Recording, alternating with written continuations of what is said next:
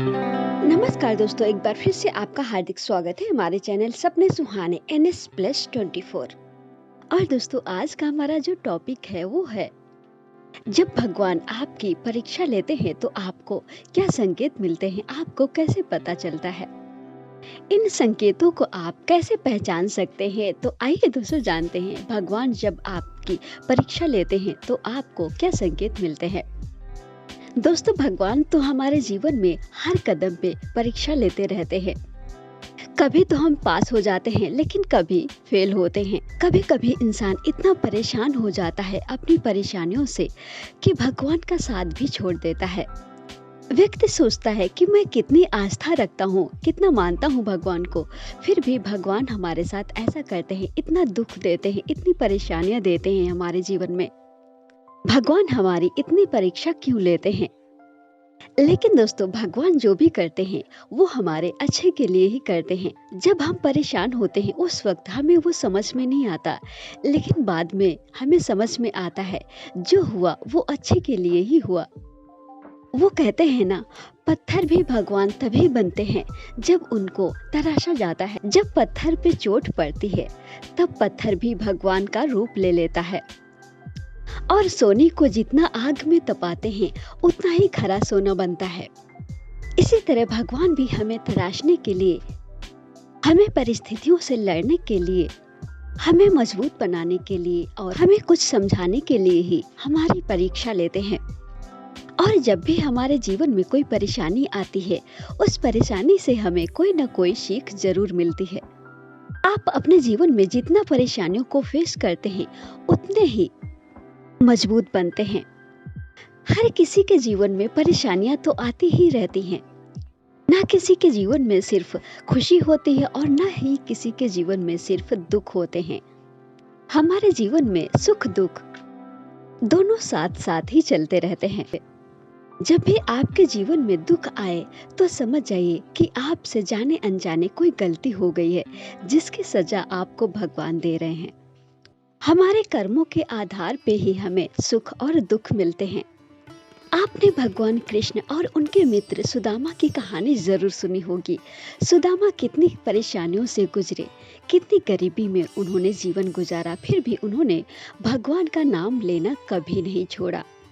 और अंत में उन्हें भगवान ने सारे दुखों से मुक्त किया। और राजा हरिश्चंद्र, उनके कर्मों की वजह से ही उन्हें उनका राजपाट सब कुछ छोड़ना पड़ा। राजा हरिश्चंद्र, उन्हें सत्य की वजह से बाजार में बिकना पड़ा। ये उनके सत्य की परीक्षा थी। उन्होंने सत्य का पालन करने के लिए खुद को भी बेच दिया, लेकिन उन्होंने भगवान पर से भरोसा कभी नहीं खोया। दोस्तों, जब आप जीवन में दुख उठाते हैं, आपके जीवन में दुख आते हैं, तकलीफें आती हैं, तभी आपको सुख का महत्व पता चलता है। दोस्तों, यदि आपके जीवन में खुशियां ही खुशियां हो तो आपको दर्द का पता नहीं होगा। और यदि आपके जीवन में दर्द ही दर्द हो, दुख ही दुख हो, तो आपको खुशियों का महत्व पता नहीं चलेगा। तो आइए दोस्तों, जानते हैं भगवान आपको क्या संकेत देते हैं जब आपकी परीक्षा लेते हैं। वो कौन से संकेत आपको दिखते हैं?